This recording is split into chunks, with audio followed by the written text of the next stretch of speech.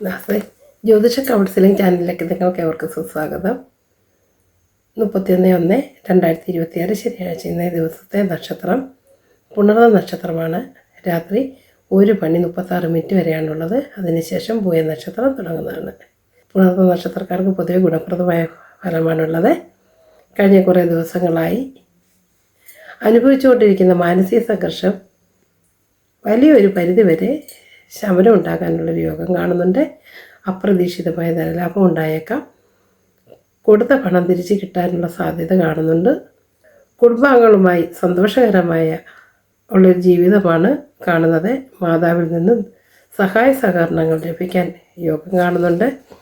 ജോലിസ്ഥലത്ത് അനുകൂലമായ സാഹചര്യം ഉണ്ടായേക്കാം. ആരോഗ്യം പൊതുവെ തൃപ്തികരമാണ്. മിഥുനക്കൂറിൽ ജനിച്ചവർക്ക് കണ്ടകശനിയുടെ കാലമാണ്. ദോഷപരിഹാരം ചെയ്യേണ്ടതുണ്ട്. കർമ്മസ്ഥാനത്തെ ശനി ജോലി തടസ്സം സൃഷ്ടിക്കാൻ ഇടവന്നേക്കാം. പുണർന്ന നക്ഷത്രം കർക്കിടകൂറുകാർക്ക് ദേഷ്യം നിയന്ത്രിക്കുന്നത് നല്ലതായിരിക്കും.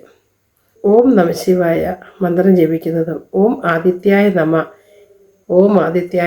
എന്ന് 108 തവണ ജപിക്കുന്നത് ദോഷം കുറയ്ക്കാൻ ഗുണപ്രദമാണ്.